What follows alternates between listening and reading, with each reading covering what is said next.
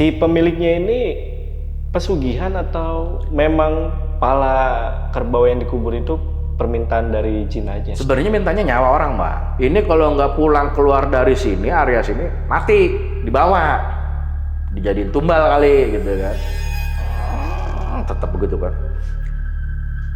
Saya ke belakang, saya bacain ayat kursi. Nggak bisa. Si Teteh ngeliatin, Bang. Udah sekarang mau apa? Mau minta apa? Sate. Minta sate, Teh. Mana ada di sini tukang sate? Saya bisikin Teteh.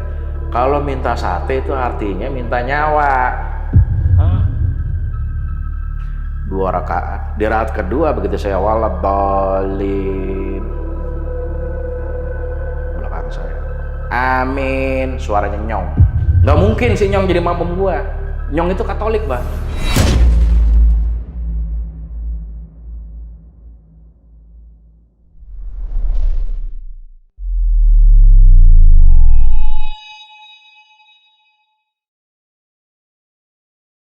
Niat masang CCTV, tapi malah jadi tumbal. Nah, hari ini gue kedatangan narasumber di mana awalnya ini dia menerima sebuah proyek pemasangan CCTV di sebuah rumah. Tapi sialnya, dia dan juga temannya ini diminta untuk menjadi tumbal di rumah tersebut. Nah, gimana cerita lengkapnya? Mari kita bahas di Saksi Misteri by Lentera Malam.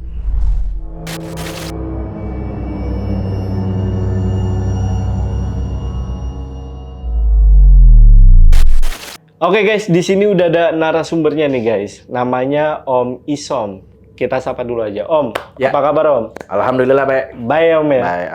Om Isom ini pernah masang CCTV. Ya. Itu bahkan baru bulan kemarin ya Om ya. Bulan kemarin, tepatnya tanggal 16. Di rumah yang bisa dibilang rumahnya ini ternyata minta tumbal ini Om ya. Ya. Gimana ceritanya itu? Jadi ceritanya, ini rumah bangunan baru, bangun dari nol, mewah, besar, yang ternyata sebelum saya bekerja waktu survei pun, saya udah ada satu tanda tanya ketika saya melihat satu lokasi tanah di kebun itu, di tanah rumah itu, kayak ada semacam sebuah galian. Pada saat itu tuh saya coba konfirmasi tuh sama Pak Tata, "Tak, lu habis ngubur apaan di situ?" Saya kata gitu, ya kan. Karena saya curiga, Pak Tata berisikin saya, pala kebo. Kan kalau pala kebo itu saya mikirnya bisa syarat, berupa sajen, bisa berupa, kalau berupa syarat tuh artinya mungkin syarat dari sebuah pesugihan bisa Bang. Iya. Ya. Kalau itu syarat bisa dari permintaan karena ada pembangunan, atau bisa syarat juga sebagai penukaran tumbal. Ini berdasarkan pengalaman saya selama ini. Kalau ada hal-hal seperti itu, biasanya akan terjadi seperti itu, kan gitu kan. Pemikiran saya aja pada waktu itu. Ternyata setelah saya ngalamin kerja di situ, saya dapat informasi lengkap dari anak buah saya yang kesurupan, sama anak buah Pak Tata yang juga pernah kesurupan. Begitu kita gali, ternyata jelaslah di situ. Sebenarnya ada apa di rumah itu bentuk tumbal atau bentuk syarat, terbongkarlah di situ. Oh, oke. Nanti diceritain ya Om ya? Iya. Oke. Dan ini yang paling menarik nih. Ternyata Om Isom itu masih punya pekerjaan sebenarnya Om. Iya. Yang belum terselesaikan ya. Iya. Di situ ya. Yang nanti mungkin setelah habis dari sini kita bakal undang lagi. Tapi kita nonton dulu atau simak dulu sampai habis, ini ceritanya menarik atau enggak ya. Ya udah, buat teman-teman yang penasaran juga simak video sampai habis. Tapi sebelum itu seperti biasa, kalau kalian pengen jadi narasumber di Lentera Malam, kalian cukup DM aja ke Instagramnya Lentera Malam, itu ada di @lenteramalam.id. Untuk linknya biasa gue taruh di deskripsi, atau kalian bisa juga hubungi ke 2 nomor yang ada di bawah ini. Yaudah, biar nggak lama, buat teman-teman yang penasaran sama cerita lengkap dari Om Isom, tonton video sampai habis, dan tanpa basa-basi lagi, Saksi Misteri, kita mulai.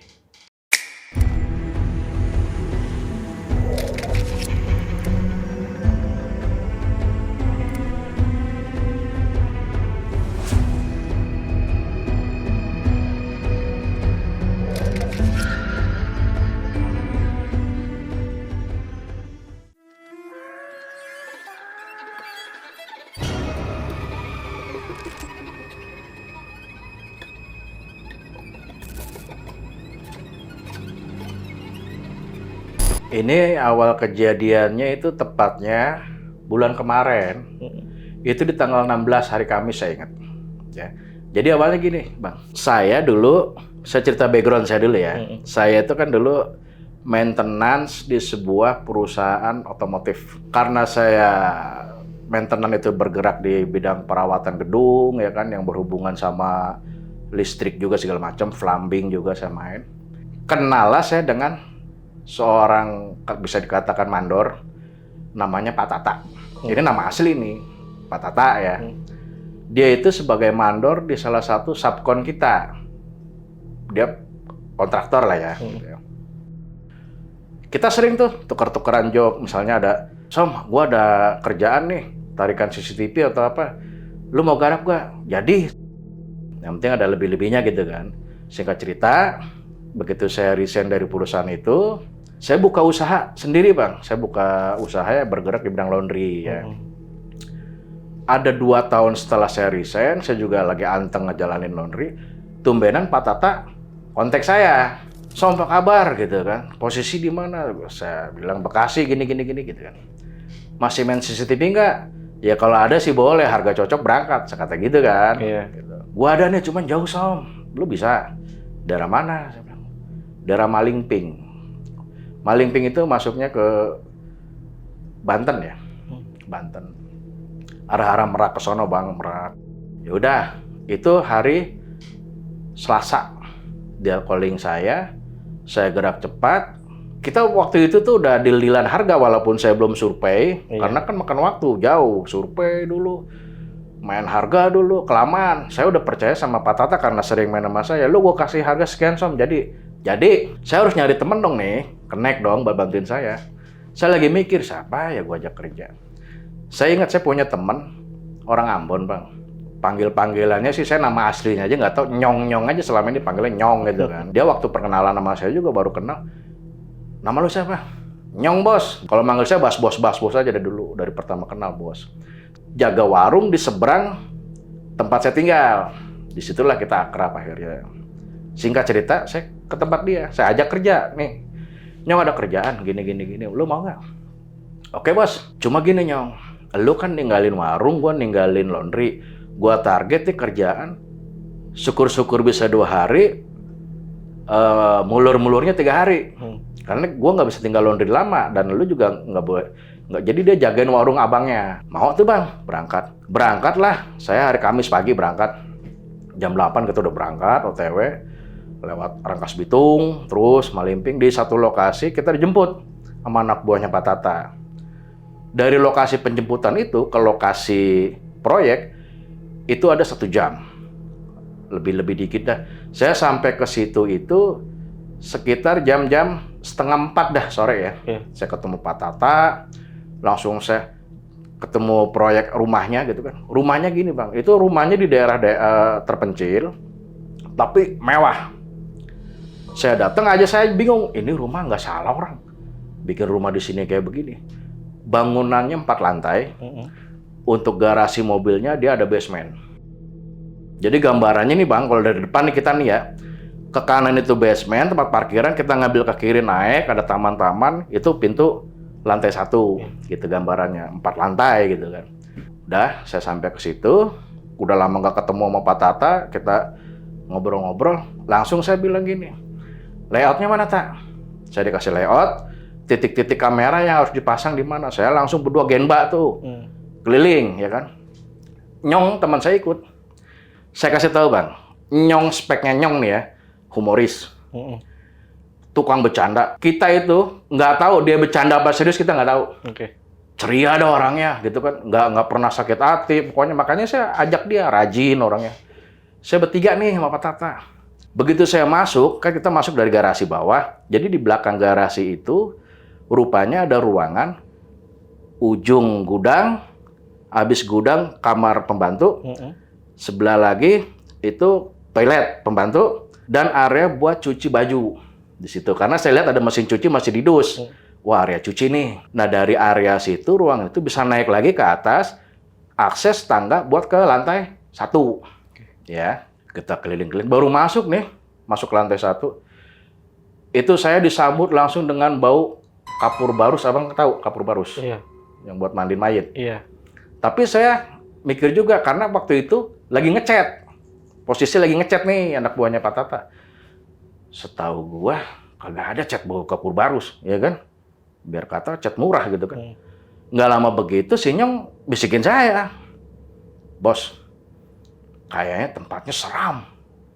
Dengan logat dia orang Ambon, Bang. Iya. Logatnya gitu. Tempatnya seram, Bos. So tahu lu, ini rumah kegedean, Nyong. Jadi bawaannya serem. Kita biasa rumah kecil, ya kan. Norak dah pokoknya. Saya norak juga nggak nunjukin, ya kan. Gila gede banget, Bang, rumahnya, Bang. Lantai 1, kasih titik nih. Jadi tiap lantai itu ada kamar utama. Untuk posisi DVR, si pemilik rumah minta di kamar lantai 2 itu karena kamar si pemilik, ya kan. Oh, di sini lokasinya oke. Udah keliling atas bawah sampai lantai 4. Terakhir kita ke area belakang, Bang. Area belakang itu ternyata kebun luas. Kebun luas, ada empang. Saya ke ujung, diajak Pak Tata nih. Si Nyong, udah lu Nyong sini aja. Saya berdua ke ujung. Itu ilalang tinggi-tinggi, Bang. Saya udah sedengkul, ya kan. Saya mikir, ini ada ular kagak ini? Saya takutnya nginjek ular, ya kan. Dia main pakai sepatu buat proyek. Saya pakai, nah ini dia tuh sendalnya tuh, saya pakai sendal ini. Saya jalan. Kagak ada ular, sama udah tenang aja. Lu enak pakai sepatu, ya kan. Tadinya gua di sini mau begawe, yang ada dikubur, ya kan. Nyampe ke ujung, Bang. Titik kamera paling ujung. Itu masih kebon. Itu kan semak-semak rumput-rumput ya, tapi di ujung sebelah pojok itu bersih. Jadi melingkar gitu, kayak tanah habis sesuatu ya, ada gubur di situ. Saya tembak langsung Pak Tata. Tak, itu habis ngubur apaan? Oh, lu tahu? Ya itu bersih sendiri areanya. Saya dibisikin, pala kebo. Saya udah mikir, nih ada apa-apanya nih, ya kan? Emang kenapa tak? Syarat doang, ngomong gitu kan. Ini Som, nanti di satu titik ini paling ujung lu pasang tiang udah ada. Lu pasang kamera, tarik jalur ke sini. Itu titik terjauh, Bang. Jadi ternyata perkebunan itu kan saya tanya, ini emang yang punya demen berkebun? Kagak, ini bakalan jadi kolam renang nanti. Gitu kan, di belakang rumah itu. Jadi proyek Pak Tata di situ, Bang. Bangunan itu udah jadi, Pak Tata proyeknya ngecat, pasang plafon, listrik, panel-panel, lampu-lampu, itu kerjaan dia. Saya dibagi kerjaan CCTV, udah. Saya tanya, Pak Tata ini yang punya pengusaha apa gimana, tak? Nggak tahu sih. Dengar-dengar sih kata bos gua. Pengusaha, gitu kan. Loh pantes, gua kata ini emang rumah. Buset. Udah ada tuh, kelar ya kita keliling. Balik lagi ke depan, ngobrol itu posisi jam 5. Anak buah Pak Tata udah pada rapi-rapi mau balik, Bang. Ada yang di mobil bak, udah nongkrong. Ada yang lagi pada ngopi. Saya balik ke depan, ada teteh-teteh nih. Saya dikenalin. Som, lu kalau butuh kopi kek, rokok kek, lu minta aja. Si teteh ini ternyata di seberang rumah itu, agak ke kiri sedikit, punya warung, Bang. Jadi udah dipercayakan sama Pak Tata, lu mau apa ambil aja, yang penting dicatat. Bayar urusan gua. Oh iya, saya kenalan. Saya dikasih nomor HP-nya. Nanti Bapak kalau ini butuh saya, WA aja Pak ya. Ntar saya kesini, orang dekat kok tinggal nyebrang. Ya udah, sekarang kita balik dulu dah ke kontrakan. Saya bilang ke kontrak, gua nggak ikut lah. Gua malam ini langsung ke bar, tak. Ah gila, nggak capek lo? Enggak. Gua tidur sini nggak apa-apa kan? Itu Pak Tata langsung, waktu saya ngomong gua tidur sini nggak apa-apa kan? Pak Tata tuh ngelihat ke bak mobil ke arah temen anak buahnya. Itu pada main lihat-lihatan sambil rada nyengir-nyengir gitu, Bang. Main lihat-lihatan, nyengir-nyengir gitu. Ya nggak apa-apa sih, kata Pak Tata, ya kan? Kalau lu nggak capek.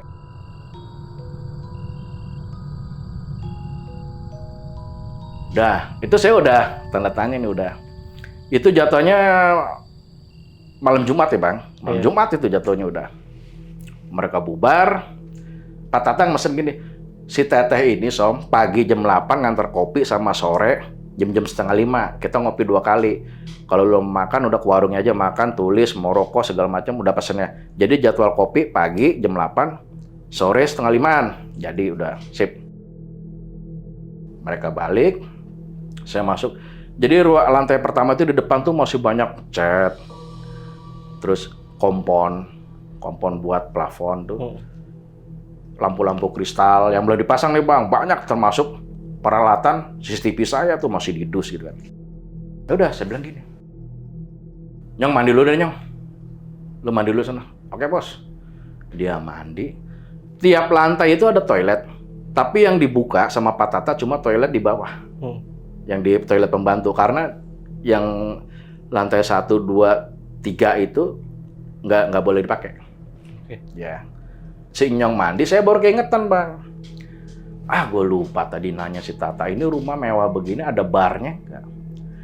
Bar itu jadi gini bang, di satu bangunan yang lantainya lebih dari 2, itu ada bar di sudut, yang mana itu buat akses semacam instalasi pipa air. Oh.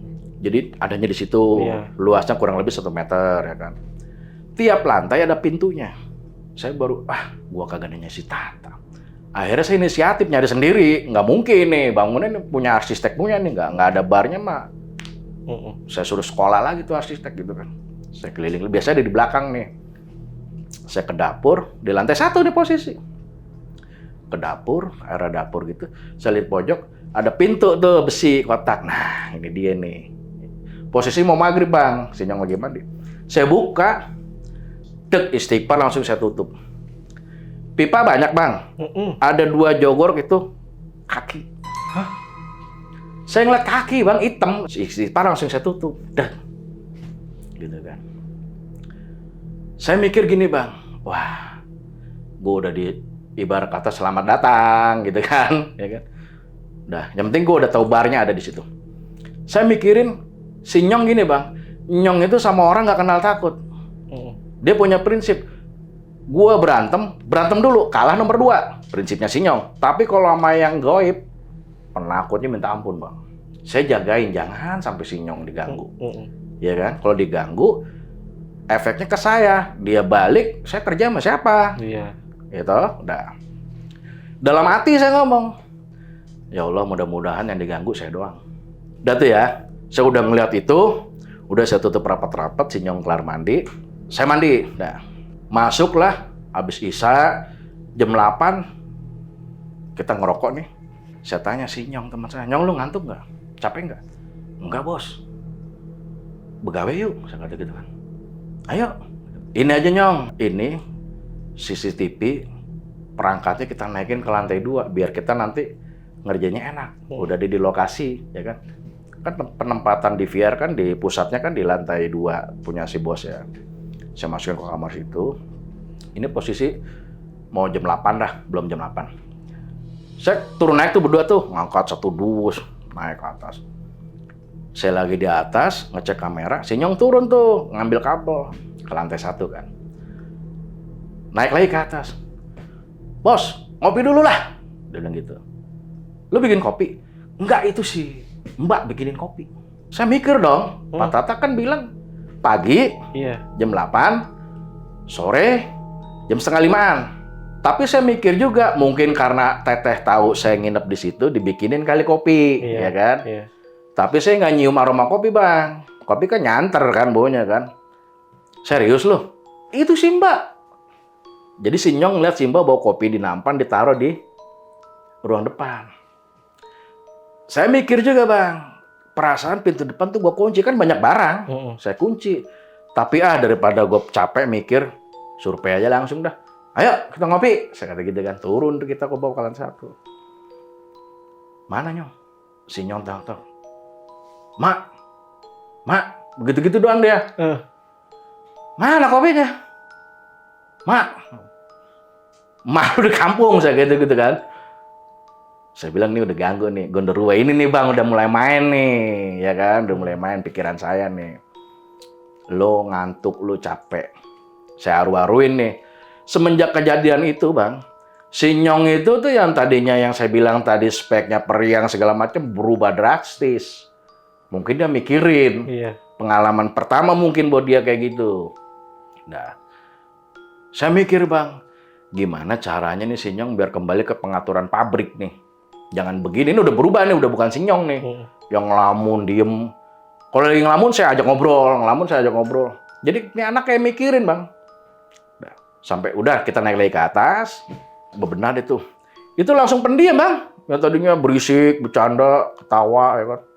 pendiam. Wah, gue bilang udah, ini anak dipikirin nih, gitu. Udah, orang dia jelas.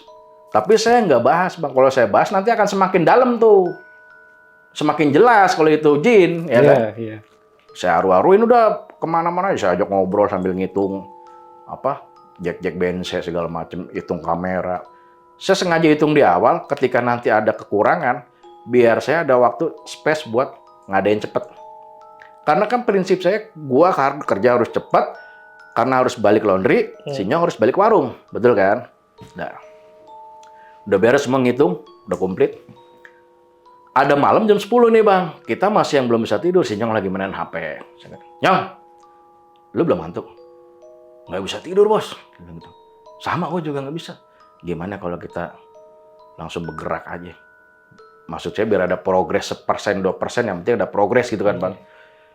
Di lantai 2, karena itu sentralnya nanti kabel dari segala macam masuk ke situ, saya harus kasih tali buat tarik semua kabel itu. Saya ambil tangga di bawah, tangga 4 meter, itu plafonnya kan tinggi. Saya naik, saya nyari manhole kan, ada manhole di pojok. Tiap kamar memang ada manhole. Manhole itu pintu yang buat akses ke plafon kan, yang bisa dibuka gitu kan. Saya udah naik nih Bang, si Nyong di bawah, udah ngulur tali biar kagak kusut di bawah. Saya gigit naik gitu kan. Begitu saya buka plafon, dilalahnya itu senter kepala saya nggak bawa, ketinggalan. Dilalahnya tuh, biasanya saya kerja gitu nggak pernah ketinggalan. Ngandelin HP dong, HP saya HP jadul lagi yang warnanya kuning lampunya. Saya nyalain HP, tali masih saya gigit nih. Salah satu pegangan tangga, saya begini nyorot kan. Saya pengen ngecek di atas itu ada tray nggak, tray buat kita nginjek. Biasanya dari besi tuh, ya kan. Saya mulai lagi, wah nggak ada tray lagi, kena ngebolongin nih gua. Harus ulur pipa berarti. Saya lagi nyentar begini. Pas ke kiri, jarak nggak jauh, 2-3 meter udah paling jauh. Pocong Bang begini Bang. Di atas plafon, merinding gua, astagfirullahaladzim. Pocong, mukanya itu saya lihat dari samping. Cuma gede dia, panjang. Mukanya dari samping, tapi nggak jelas. Mukanya tuh kayak ketutupan kapuk. Kapuk tau kan? Buat kasur tuh kapuk. Astagfirullahaladzim. Saya turun lagi. Plafon sampai nggak saya tutup Bang. Saya turun lagi. Saya alasan sama si Nyong. Nggak bisa Nyong. Gelap. Udah Nyong aja. Lalu lagi. Udah susah. Ternyata plafon jebol. Resiko Nyong. Ya udah. Nyong ngeliat begitu mah Bang.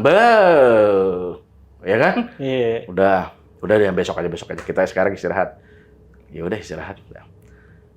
Tidur. Itu malam Jumat pertama aman. Gangguannya cuma tadi saya sore itu maghrib ngelihat kaki genderuwo. Malamnya itu saya lihat pocong. Nah, tidur aja Nyong, istirahat, tidur. Saya tidur nggak pernah di situ Bang. Saya turun ke bawah. Alasannya apa? Kita sekalian jagain barang. Ya kan? Turun di kamar utama di bawah, lantai 1. Turun Nyong. Tidur. Udah, malam itu gangguannya itu doang.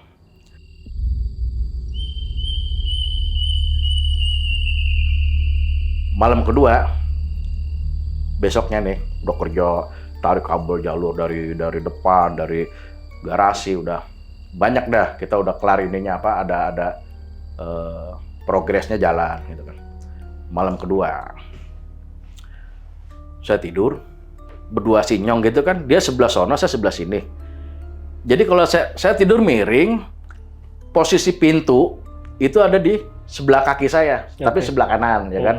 Lampu kamar saya gelapin, tapi pintu saya ablakin dikit Bang, ngarah ada cahaya dari luar. Kan nggak seberapa terang tuh. Saya mainan HP, si Nyong udah tidur Bang, udah pulas dia. Saya belum bisa tidur tuh jam 11 malam dah. Saya main game apa? Karambol. Cetok, tidur miring. Nggak tahu tuh cahaya di dalam kamar tuh agak terang. Jadi kayak ada orang buka pintu, lebih lebar, cahaya lebih masuk kan. Kok terang? Saya nengok begini. Jadi dari handle pintu itu, saya lihat tangan ditarik. Cuma yang saya lihat, itu begitu saya nengok begini, nariknya pelan gitu Bang. Jadi jelas saya ngeliat itu sosok tangan, jarinya panjang-panjang, tapi kering. Jadi kayak itu hitam. Jadi kayak tulang cuma dilapisin kulit, cuman jarinya panjang.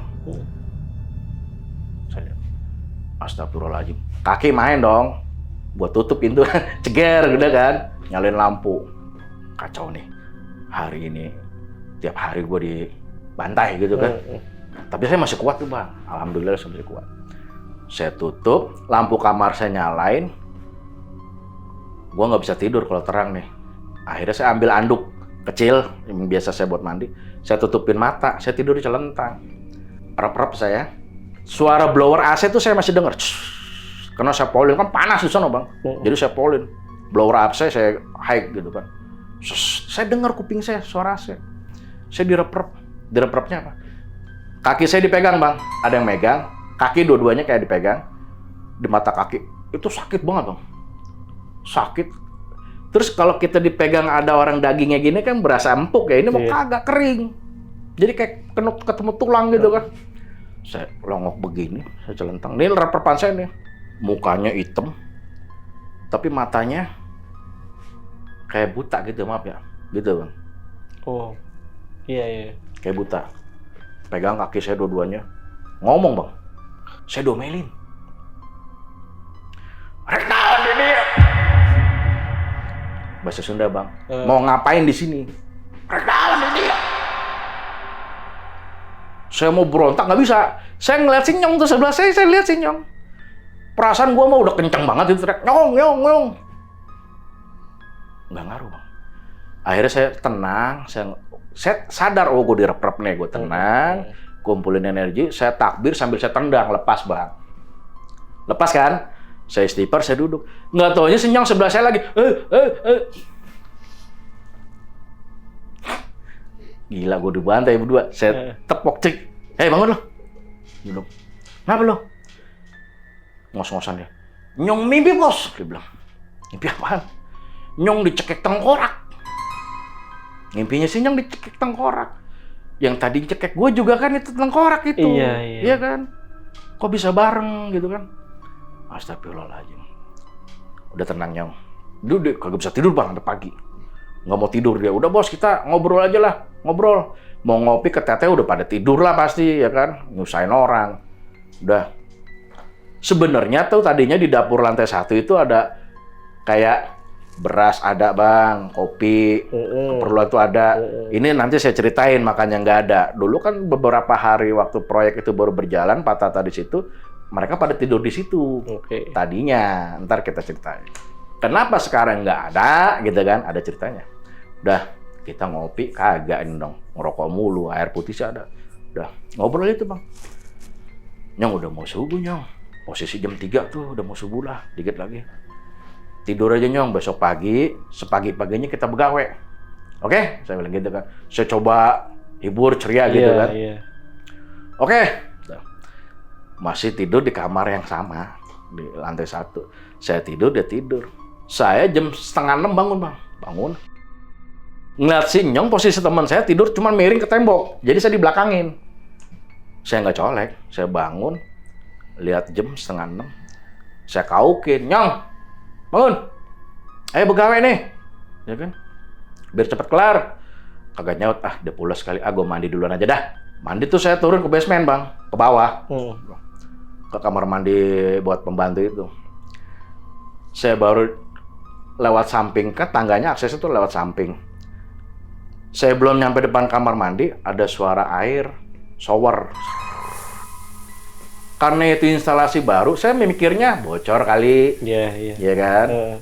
Tapi saya perhatiin lagi, shower yang terhidup ntar mati, ntar hidup termati. Ini kan harus ada yang mainin handle dong kalau kayak gini. Kalau bocor mah ngocor terus. Logikanya nih, kita main logika. Saya ngerokok sebatang, saya diri tuh, persis depan. Ada jarak 2 meter dah ke pintunya. Saya ngerokok tuh. Pengen tahu nih, karena saya nyium bau sabun bang. Taruh udah setan, masa pakai sabun? Pikirannya kan gitu kan. Saya ngerokok. Seret, air biasa. Termati, hidup. Handle bergerak bang, keren. Buka. Keluar. Tahu apaan bang? Si Nyong bang. Begitu dia, kan begitu, anduk kan. Begitu ngeliat ke saya teriak tuh, wah, Nyong kaget bos, kagetan gua, saya bilang gitu kan. Karena saya mikirin itu yang tadi tidur di atas siapa, Iya. itu yang saya pikirin ya kan. Kalau saya kasih tahu si Nyong mah bahaya nih. Akhirnya si Nyong udah buruan, gua gantian mandi. Saya liatin si Nyong nih bang, dia naik ke lantai 1 apa enggak? Kalau lantai 1 saya udak nih, takutnya dikasih lihat penampakan. Oh iya. Iya kan? Ternyata dia enggak, lurus ke basement, ke parkiran. Saya liatin ke warung, ngopi kali ini deh nih ke si Teteh. Aman dong, saya baru mandi buru-buru tuh, jugur-jugur mandi udah. Saya susul ke warung, ngopi, langsung bergerak. Akhirnya kerja setengah 7, udah main. Jam 8 Pak Tata datang sama rombongannya gitu kan. Kenapa pada saat itu Om itu nggak getok kamar mandinya gitu? Tok-tok-tok gitu? Iya, siapa di dalam gitu? Ya saya pengen ngetes aja, karena saya udah nyium bau sabun bang. Oke. Pertama nyium bau sabun, kedua shower itu mati hidup. Iya. Iya kan? Oke. Kalau emang bocor, terus gitu kan. Saya pemikirannya gini, kalau bocor, dia ngocor terus. Kalau setan, nggak mungkin gue nyium bau sabun. Saya seumur-umur nggak pernah ada setan mandi pakai sabun. Iya, nggak ada yang sampoan. Nggak ada yang sampoan juga, ya kan? Karena dia nggak perlu mandi junub setahu saya gitu. Udah ada tuh ya, pagi-pagi gue udah kena lagi aja gitu kan. Tapi sekali lagi untungnya saya gitu kan. Saya bukannya berarti berani bang, enggak, ya kan? Bukannya gitu. Karena pertama saya udah dibayar, kerjaan saya harus kelar, yang ada dotak itu kerjaan buru-buru, kelar balik, gitu kan. Udah. Hari kedua tuh begawe udah. Di hari ketiga, saya setelah narik jalur-jalur udah semua udah masuk ke pusat, ke lantai 2 ke kamar si bos itu, ada satu tarikan tinggal ke ujung yang di kebon. Waktu itu si Nyong saya suruh kerjain, lu masang-masang kamera deh Nyong. Iya bos, oke. Kan kerjanya rame-rame tuh sama tukang isi tata. Ilokan masih diganggu juga sama setan gitu kan. Saya narik tuh ke belakang bang, jalur tinggal masang kondoit, pipa, pasang di tembok kan, dinding kan. Pantek, tek sampai ke ujung belokan. Pas mau naik ke tiang nih, saya mau kelarin, gue mau naikin ke tiang gitu kan. Itu posisi udah mau maghrib 5:30 sore. Maksud saya biar kelar dah, mumpung masih kelihatan nih, ada ceterang dikit ya. Itu kan dikelilingin tembok tinggi bang. 3 meter lebih dah kayaknya itu tingginya kan. Tinggi, terus ada kawat berduri. Saya lagi asik kerja begitu, gulung kabel. Saya lihat di tembok itu, dari area luar, pala kakek-kakek. Nongol, lehernya aja nggak kelihatan, jadi begini bang. Yang saya inget nih, palanya agak botak, terus uban-uban, mukanya udah tua banget, keribut. Saya negor kan, saya manggilnya Aki. Ki, punten, kayak orang marah bang, nyaut kagak, melotok. Dalam hati saya budak kali, namanya tua ya kan. Ya paling nggak kan dia ngeliat muka saya dong. Saya udah punten, sopan gitu kan, kagak disautin. Ngeliatin saya, galak banget nih romannya. Saya udah langsung, tadinya saya mau naikin kabel ke tiang, jadi nggak jadi, saya gulung aja di bawah kan. Begitu gulung, saya nengok begini, itu paling nggak ada 5 detik, saya nengok lagi, udah nggak ada bang. Pala itu udah nggak ada, udah balik saya ke depan, buru-buru, ketemu si Nyong, udah beres Nyong, udah, ya udah. Singkat cerita masuk maghrib lah. Sholat maghrib nih saya nih, posisi sholat maghrib. Ini di hari ketiga ya. Hari ketiga. Saya sholat maghrib di lantai 1 di kamar. Si Nyong habis mandi, saya masuk. Ngambil wudhu dong. Saya sholat. Saya udah nggak merhatiin si Nyong kemana tuh bang. Saya sholat maghrib 1 rakaat. 2 rakaat. Di rakaat kedua begitu saya waladhalin, belakang saya, amin, suaranya Nyong. Nggak mungkin si Nyong jadi mabum gua. Nyong itu Katolik bang. Pikiran saya langsung ngayap udah begitu ya kan. Siapa nih? Udah gue beresin aja dulu dah sholat dah. Buru-buru tuh. Kita naikin tempo ya kan. Buru-buru. Salam saya. Nengok, nggak ada orang kan. Saya wiridan biasa dah, habis sholat kan wirid. Itu dari leher atas sampai ke pundak, punggung saya panas bang. Wah nggak, kagak ada anta nih dalam hati saya, udah anda. Saya turun, celana kelingking, Singong kemana ya? Saya keluar. Ada di warung bang. Jadi habis mandi itu dia ke warung, ngopi. Saya paranin dong. Kalau saya cerita, Nyong lu tadi amin. Wah udah, rame. Caranya, saya punya cara. Saya lihat si Nyong lagi ngopi. Posisi kopi udah setengah. Saya pegang gelasnya udah dingin. Berarti dia kan udah lama di warung itu. Iya. Ngetesnya saya begitu. Berarti dia udah lama nih di warung nih. Berarti dia habis mandi langsung ke warung. Berarti udah fake. Yang amin bukan si Nyong. Taruhlah dia bercanda ya. Amin, nggak mungkin lah. Iya. Ya kan? Saya diem bang, saya nggak ceritain. Kalau cerita rame ya kan. Udah. Tuh. Hari ketiga gangguannya. Besok hari keempat, Pak Tata nggak masuk. Katanya meriang. Udah, kita ngopi dewek-dewek.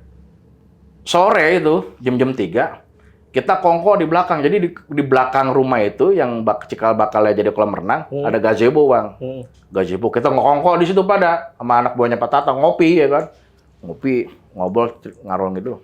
Cerita tuh, anak buahnya Pak Tata, orang Jawa nih, orang Kebumen. Bapak saya kan juga Kebumen. Ya kan? Jadi kalau ngomong Kebumen, saya udah hafal dah logatnya, lucu, Bang. Namanya Pak Eko.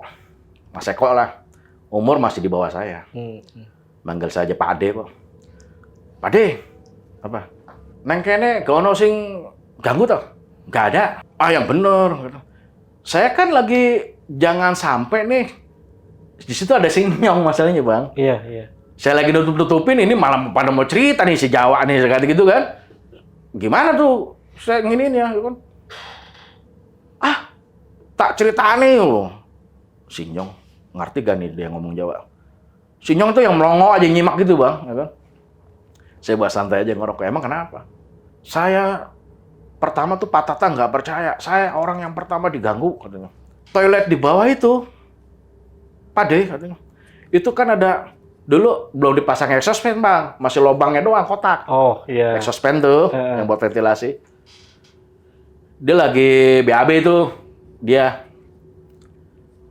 aku lagi ngising mas, Pak De, ya terus itu di lubang exhaust itu, pala keluar, nongol gitu ya, hitam, tapi matanya buta begini. Itu kan yang megangin kaki saya, di reperpan, iya kan? Iya. Mukanya hitam. Nah, kena nih, gue bilang nih udah kena nih ya kan, udah kebuka nih, ya kan, sosoknya. Tangannya Pak Dew panjang-panjang. Oh, udah bener itu megangin gua, ya kan? Gitu udah. Tuh si Nyong yang begini, Nyong tuh. Tengok. Gua bilang, ini jangan sampai Ambon kabur nih, gua bilang repot gua ya kan. Udah. Ada lagi yang nambahin. Temennya. Si Mas Eko ini nanya. Tuh si Ucil juga, Ucil orang Jawa juga. Si Ucil tuh. Di kebon, Cil. Ngeliat apa kamu? Saya di kebon, Pak. Waktu itu, Pak, saya lagi pasang lampu pinggir gitu kan. Saya ngeliat kakek-kakek, Pak. Lah, yang gue lihat kemarin. Kayak gimana badannya? Mukanya gimana? Wis tuwek. Botak gak ono rambutnya. Saya bawa santai aja. Galak, Pak. Pas saya ngeliat dia kan nongol tuh di tembok gitu kan. Pas saya jalan, jadi sepanjang tembok itu palanya tuh ngikutin Pak, Bang. Kabur dia tuh ke dalam rumah ya kan. Sampai ke cerita Pak Tata. Ada lagi. Tunjuk lagi. Dalam hati saya, gua lagi nutup-nutupin biar si Nyong kagak tahu. Lu pada cerita semua dalam hati saya nih. Lalu kadong dah, udah, biarin dah. Ya kan? Saya bilang kerjaan juga udah mau beres. Taruh deh si Nyong balik kabur. Saya sendiri juga bisa, ya kan? Karena yang repot kan narik-narik, Bang. Iya. Narik-narik tuh repot kalau sendiri. Udah dah, biarin dah kadong semua biar bongkar semua dah. Si Dadi tuh paling parah tuh. Dulu apa kue Di? Mau ikut mas? Gue bilang kompak amat Jawa gue bilang ya kan. Saya lagi bikin kopi. Bikin kopi di dapur kan. Yang tadi saya bilang di dapur lantai 1 itu dulu komplit bang. Ada kopi, ada beras gitu. Tuh Isa tuh pada mau ngopi di depan ya kan. Dia bikin tuh sendirian. posisi gerimis. Kan ada di dapur itu, dia lagi ngucek kopi. Ada 5-6 gelas gitu lah. Itu kan ada jendela aluminium yang pintu geser tuh. Iya. Ya kan? Karena kacanya belum dibersihin, berdebu, ya kan?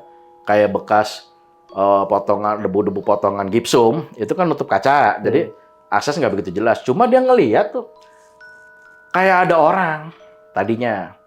Dalam hati saya, dia ngomong gini, itu gobloknya saya deketin Pak, Bang gitu. Lah terus ngeliat apaan sampean? Saya tak deketin, dia megang kopi gini, tak deketin kaca.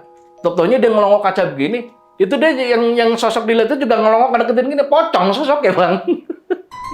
Pocong. Iya. Itu langsung dibuang itu kopi, kabur dia ke depan. Cerita Pak Tata nggak percaya. Jadi banyak anak buahnya, bos ngontrak lah bos. Perhitungan Pak Tata kan harus budget lagi. Kalau ngontrak, Benar. ada kos lagi. Itu lo pada ini aja lo. Tipuan mata, dia kata gitu kan. Kalau Pak Tata orang Indramayu, Bang. Kenapa akhirnya Pak Tata mutusin ngontrak? Dia kena. Oke. Tidur di ruangan kamar bawah. Jadi kalau tidur di situ dulu, Bang, itu yang kagak ngumpul lagi gobloknya. Ada yang di lantai 2. Bisa. Ya kan? Pak Tata kebagian berdua tuh. Anak buahnya di lantai 1 di kamar. Sama posisinya, ada orang lewat tuh, seret, di area ruang tamu. Pak Tata kan takut maling kan, di depan kan barang-barang berharga Bang. Diuber lah Pak Tata tuh lari ke depan tuh, nguber ke ruang tamu di depan. Kan di situ ada yang buat kompon, kan sak-sakan tuh ya, numpuk, ada dus cat segala macam kumpul di situ. Pak Tata nyusul ke situ. Dia ngelihat di tumpukan paling atas kompon, uncang-uncang kaki, sosok. Tapi sosoknya dilihat Pak Tata. Pak Tata juga yang dilihat. Hah? Samaan. Jadi kayak orang kaca. Yang nyengir aja gini Bang.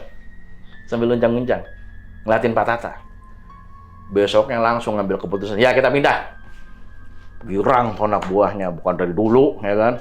Nah waktu si anak buahnya cerita kejadian Pak Tata ngeliat Pak Tata juga. Saya jadi ingat pengalaman saya ngeliat Pak Tata tidur di kamar itu Bang. Iya. Ya kan.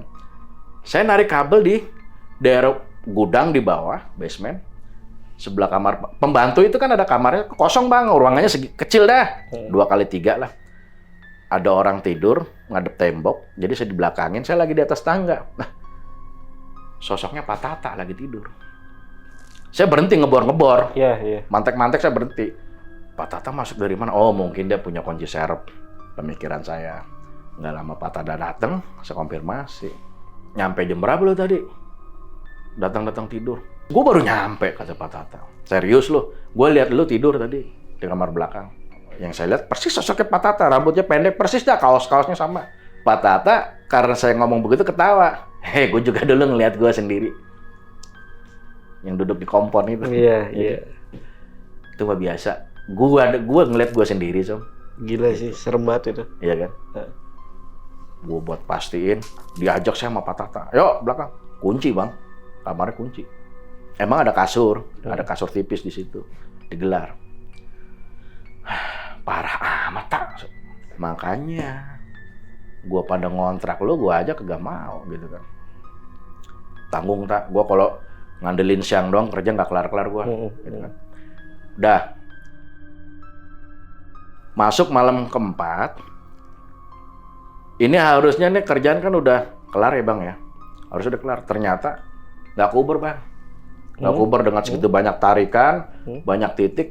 Ditambah kerjaan yang tadinya pembicaraan di awal sama Pak Tata narik jalur CCTV. Ternyata ditambahin kerjaan narik jalur WiFi.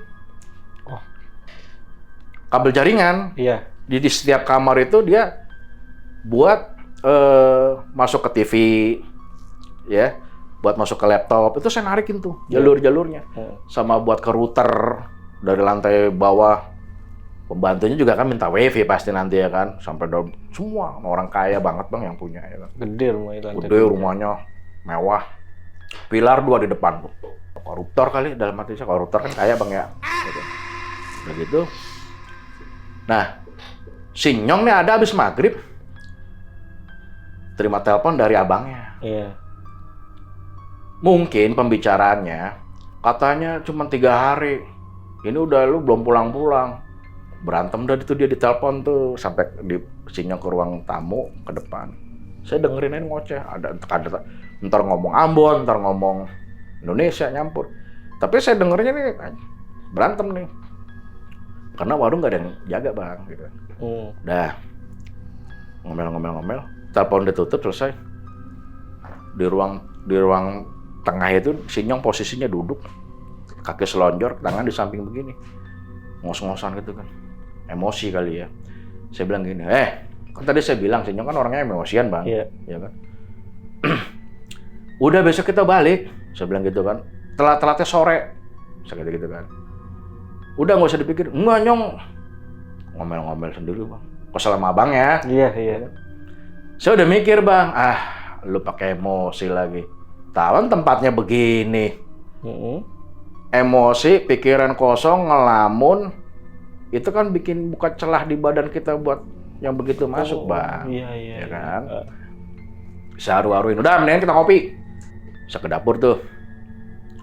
Saya kan, karena kalau malam saya sering pengen ngopi, akhirnya saya minjem termos ke si Teteh kan. Akhirnya udah panas di situ, udah siap. Saya bikin kopi nih bang, 2 gelas. Cuman yang satu, kopi saya nggak saya pakai gula. Saya kalau ngopi nggak pernah pakai gula, kopi hitam. Yang Sinyong pakai gula, ya kan. Saya bawa 2 nih kopi, nggak pakai tatakan, saya pegang begini 2. Begitu nyampe ke Sinyong, bener bang, lagi begini dia posisinya. Sinyong, tapi matanya kayak orang buta. Lagi saya bawa kopi 2 nih, ini lucu nih bang. Emang setan kayaknya demen kopi ya. Kopi hitam. Waktu saya bawa kopi 2 begini, dia nengok begini, tapi yang lihat kopi saya.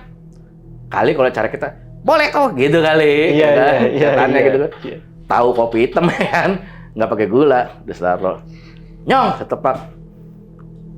Matanya hitamnya nggak ada bang, putih gitu ke atas itu. Saya nggak panik, tenang. Saya WA tuh si Teteh, saya telepon. Teh, punten nggak ganggu sekedik, saya bilang. Non tiasa kadia teh sekedap priyogi naon gitu ya. Rencangannya kasurupan. Artinya ini mau ngomong Sunda tadi saya. Teh, maaf ganggu dikit. Bisa kesini dulu nggak? Kenapa? Terus Teteh. Ini teman saya kesurupan. Itu saya dengar di telepon. Masya Allah gitu kan. Akhirnya dia datang sama anak itu bang, laki ya. Udah gede juga, SMP dah. Datang. Kenapa, A? Itu lihat tuh. Lagi yang begini aja gitu kan.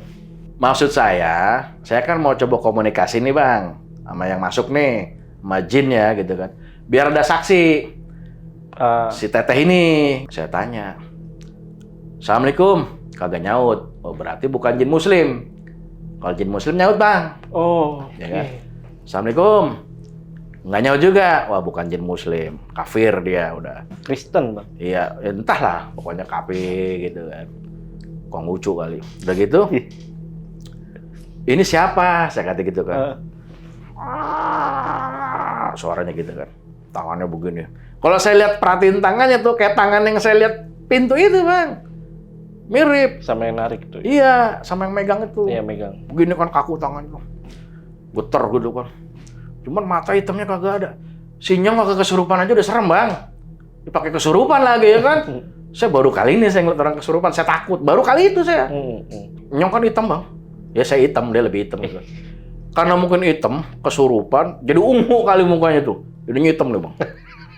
Mata hitam. Iya. Si Teteh tuh ngeliatin aja kan. Udah sekarang gini. Saya kan nggak ganggu. Saya minta maaf. Saya kan nggak lihat.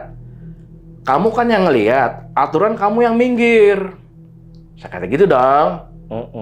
Karena saya nggak lihat, gitu kan. Udah sekarang saya minta maaf, keluar dah. Tetap begitu kan. Saya ke belakang, saya bacain tuh. Saya bacain ayat kursi. Nggak bisa. Si Teteh ngeliatin, Bang. Ngelawan nih. Saya kasih penawaran.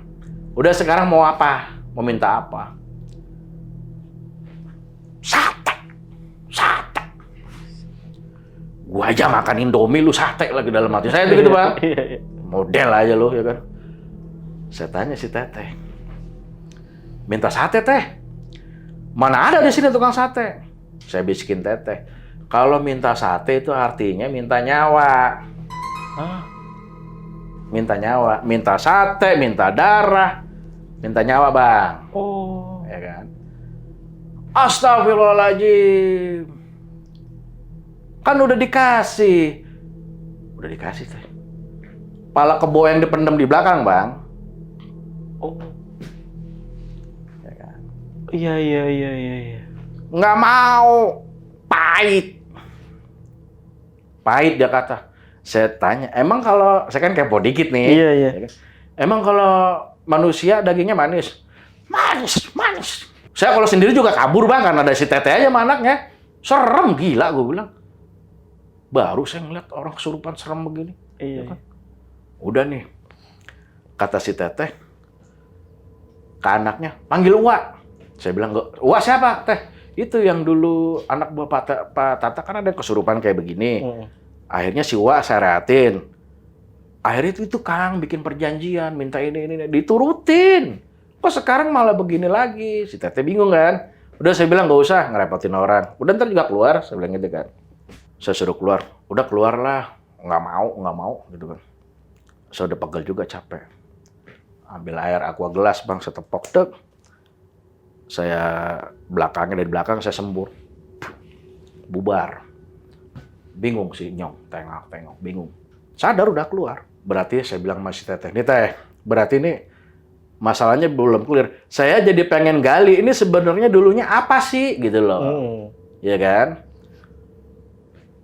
Nah, sorry saya kelewat tadi. Yang waktu kesurupan itu saya tanya, dia bilang, udah mendingan kalau di sini merasa terganggu, pindah aja saya bilang. Pindah kemana kek, ke belakang kek gitu kan. Kok gak mau Bang? Di sini emang temen lu banyak, saya kata gitu. Di dia emang rerencangan seueur. Sundanya nih. Dia begini Bang, sambil nunjuk. Nunjukin temennya kali. Iya. Dalam maksud lah banyak banget saya bilang gitu kan. Nunjuk begini dia. Banyak banget saya bilang ya kan. Suruh pindah nggak mau. Udah. Begitu udah sadar si Nyong bingung dia. Nyong basah Bos. Lu habis mandi kali tadi saya bilang gitu kan. Nah alhamdulillahnya si Nyong udah nggak emosi nih Bang. Kalau emosi masih ada celah biasa saya balik lagi. Jin itu kan bisa nipu. Katanya keluar, katanya ngumpet gitu kan. Alhamdulillah udah keluar, udah. Saya lihat juga udah biasa, hitam di sininya udah hilang, mukanya udah biasa. Nggak ungu lagi, ya kan. Udah Nyong, ngopi-ngopi tuh, gue bikinin kopi itu, ngopi. Cerita tuh curhat masalah abangnya ngomongnya nggak enak, ya kan. Udah, lu sundut lagi dalam hati saya gitu kan.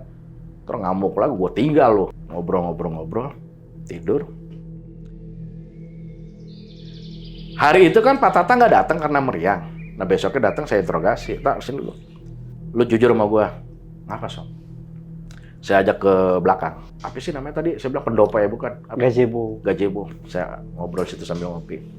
Ini dulu sebenarnya lu bangun dari nol apa gimana? Gua datang Som.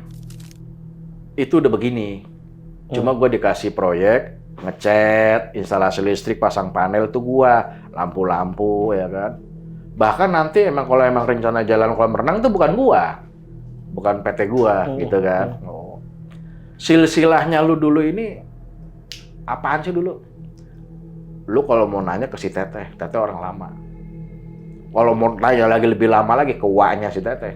Lu kenapa? Diganggu lu ya? Langganan gua bilang, bukan diganggu lagi ya kan. Itu tak bener yang dipendem belakang kepala kebo. Iya kebo satu, kebo bule Bang. Mintanya itu enggak, belum kelar. Si Nyong tuh teman gua kesurupan semalam, dia masih minta orang tak.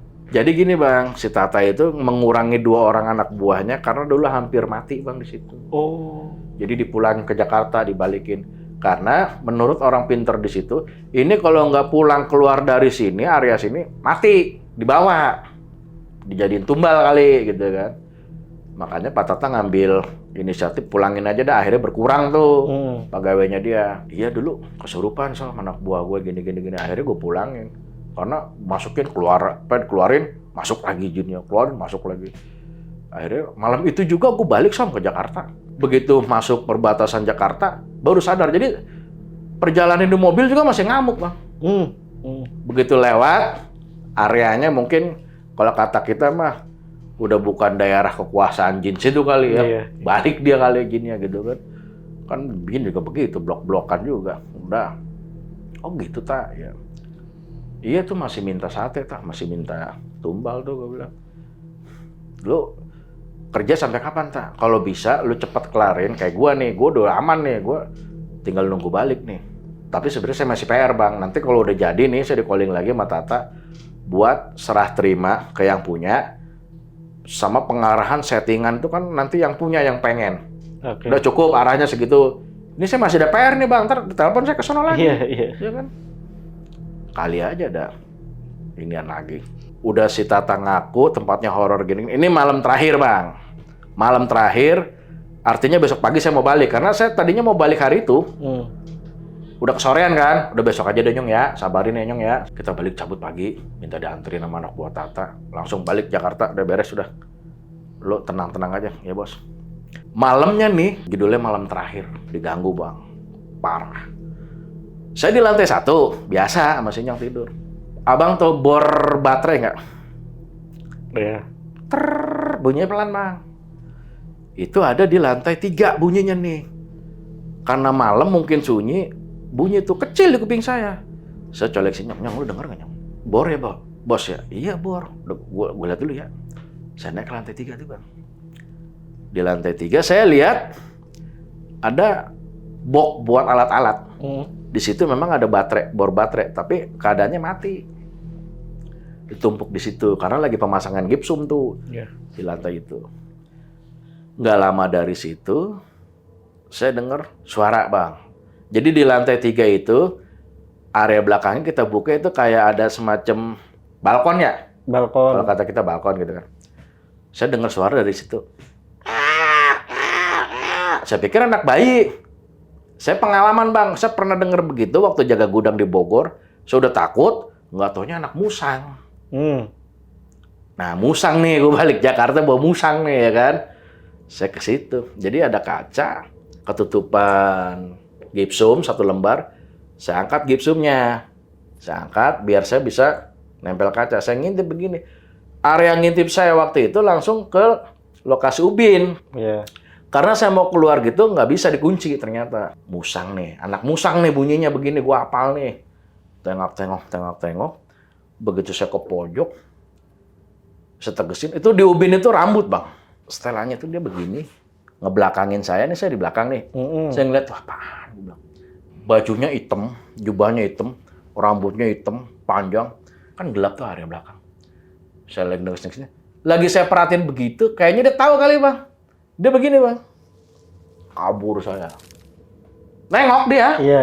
Lagi saya ngintip begitu, dia nengok. Palanya begitu bergerak. Saya kabur. 2 kali kaget, saya udah kaget sama yang rambut gondrong. Begitu saya mau turun, di tangga si Nyong, Bang, diri mau nyusul ceritanya. Kaget lagi aja gua, ya kan. Astagfirullah, Nyong sampai setan nih dalam hati saya gitu kan. Ada apaan sih, Bos? Wah, si Nyong bener. Turun.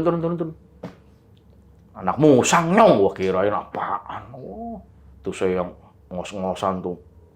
Jangan sampai saya lihat mukanya. Pasti sih saya udah bisa tebak. Caling, mata merah itu udah pasti, ya kan. Besoknya saya pagi, si Tata datang, saya langsung minta balik, cabut. Saya pesan sama Tata gini, Bang. Tak, kerjaan lu udah berapa persen lagi kelar? 30%-an sih, Som. Lu kebut. Karena saya udah interaksi sama jin itu, Bang, yang waktu si Nyong kesurupan. Ini jinnya bukan jin ecek-ecek, Bang, ya kan? Sorry, terakhir. Setelah saya ngelihat yang malam itu, yang rambut panjang itu, Bang, itu kan posisi di lantai 3. Saya turun ke lantai 1. Nah, itu saya kejadian lagi. Ini terakhir saya dikasih lihat penampakan. Ada bunyi kayak pintu kayu digaruk. Saya pikir, ini kan masih banyak kebun. Binatang ini. Garuk-garuk pintu belakang. Saya ngintip. Ini terakhir nih. Saya ngeliat ke arah gazebo. Nunduk begini. Itu sosok yang tangannya panjang hitam, yang rambutnya gondrong saya lihat di atas, itu dia di situ.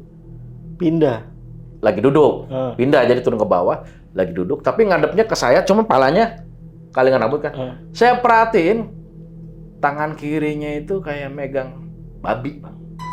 Kayak megang babi, hitam. Jadi kayak lagi begini tuh, kayak lagi makan, pala babi itu. Saya lihat, pakai pala babi sih. Mual tuh saya langsung. Besoknya saya tanya si Tata, saya tembak. Tak, itu yang dipendam di belakang, pala kebo apa pala babi? Serius loh. Si Teteh cerita ya. Enggak, gue tanya, Teteh nggak cerita apa-apa. Fake yang saya lihat lagi dimakan tuh sama dia tuh. Ya kan, fake. Nah, satu lagi nih saya lupa nih, yang waktu saya ngeliat kakek-kakek di belakang itu. Karena gini, kalau kita lagi bangun rumah, tetangga ada aja tuh kan, kepo. Iya. Lagi ngapain Pak? Lagi bikin apaan Pak? Saya pikir itu kan, tetangga kan. Saya penasaran kan Bang, ini sebenarnya apaan sih dia? Kok bisa naik sih dia? Tuh kakek-kakek pakai tangga kali ya kan? Yang tadinya saya mikirnya tuh orang. Saya naik pakai tangga saya, ini saya habis masang CCTV. Saya penasaran aja, saya longok. Ternyata tuh kebun selebar jagat, ada beberapa kuburan lama. Yang batu nisan itu masih kayak batu kali gitu Bang. Iya. Tandanya itu doang. Ini berarti kuburan tua nih. Kuburan. Saya lihat sejago-jagonya kakek-kakek taruh ada pakai tangga nggak bakalan kuat. Tinggi begini. Ya kan? Saya pikir. Oh berarti fix setan tuh. Waktu itu saya memang udah mikir setan. Sosoknya ngeliatin kedip kagak. Ngeliatin galak banget romannya. Udah galak amat kakek-kakek budak lagi. Saya kata udah minta maaf. Begitu saya cuma naruh kabel doang. Saya begini lagi hilang. Iya, iya. Ya kan? Akhirnya ditegesin lagi sama anak buahnya si Tata itu yang ngelihat juga, yang palanya ngikutin dia waktu pas balik. Ya. Udah itu karena penasaran aja. Kalau saya gini Bang, ini saya kasih tahu juga ya semua dah. Kita tuh harus selalu berani memastikan. Jangan kan sering ya bersinggungan dengan hal-hal goib. Dengar, nyium atau apa? Kalau bisa lu cari sumbernya di mana, buat pasti. Ya karena saya bilang itu, kita udah fitnah kuntilanak nih, nggak taunya anak musang, kayak gitu Bang. Iya, ya kan? Iya. Jangan dikit-dikit, wah setan tuh, gedebuk dikit aja, udah setan-setan aja gitu loh kan. Kadang-kadang saya juga, gimana ya, orang dikit-dikit setan, dikit-dikit setan. Kesaksian apa lagi dari Pak Tata tuh mengenai rumah itu gitu? Saya sempet korek ke si Teteh. Tata kalau saya tanya juga, gue juga kurang paham mulu. Oh iya, gitu, si Teteh, iya. Si Teteh nih, saya sambil ngopi pagi, saya tanya. Kan si Teteh juga udah malamnya udah tahu si Nyong kesurupan kan. Jadi ada alasan saya nanya, ini sebenarnya silsilahnya kenapa sih? Teh, ini rumah tadinya apaan sih? Saya bilang, ini tadi rumah Pak, luas, tanahnya luas. Ditempatin sama nenek-nenek sama kakek-kakek. Oke. Punya cucu, tinggal punya cucu satu. Itu katanya belayar Bang. Udah puluhan tahun kagak balik.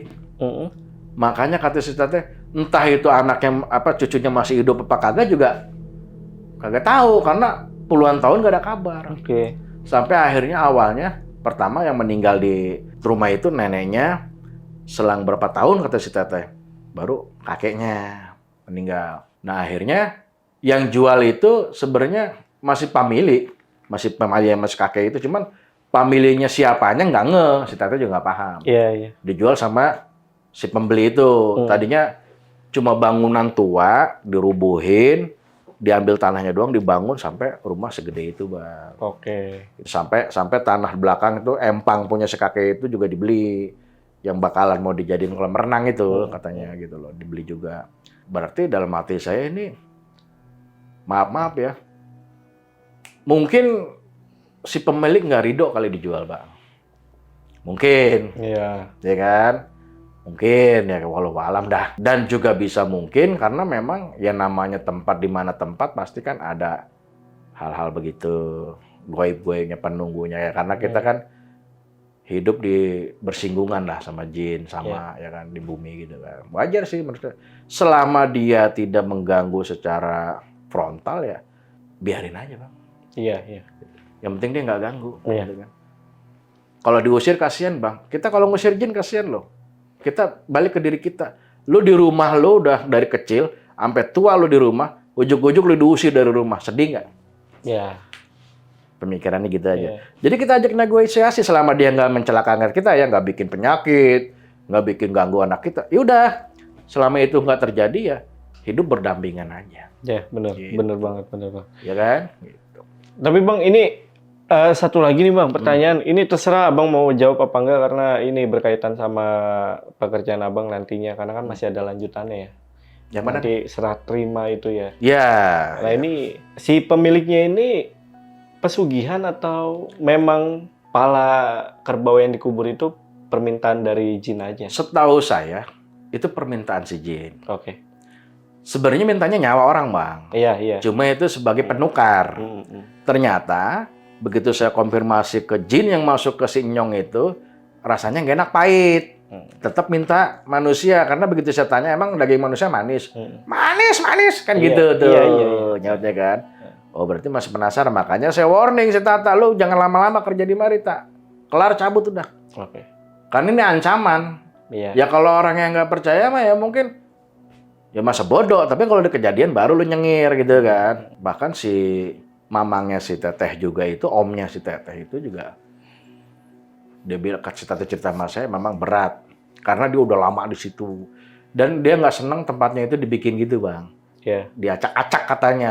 Bisa oke. dibilang ya mungkin istananya dia, kita nggak tahu ya kan, walau alam lah gitu kan. Artinya si jin-jin ini menunjukkan ketidaksenangannya kan gitu kan. Oke. Ya, ibaratnya protes lah, makanya diganggu ya kan. Ya, Pak Tata juga di situ ternyata belum 1 bulan Bang kerja. Karena dia kan tinggal instalasi-instalasi aja sama pemasangan gipsum itu berapa lama sih? Pegawainya juga 7 orang kalau nggak salah itu saya lihat. Bukan yang bangun lah ya. Bukan, kalau bangun dari nol makan tahunan atau ya kan? Betul. Nggak mungkin gitu kan. Nah, Pak Tata dia nggak bisa main CCTV, makanya dia calling saya gitu kan. Saya baru masuk aja warningnya udah, wah bau kapur barus nih. Kalau nggak kapur barus, bau minyak Putri Duyung itu saya udah pasti akan ada cerita nih. Putri Duyung.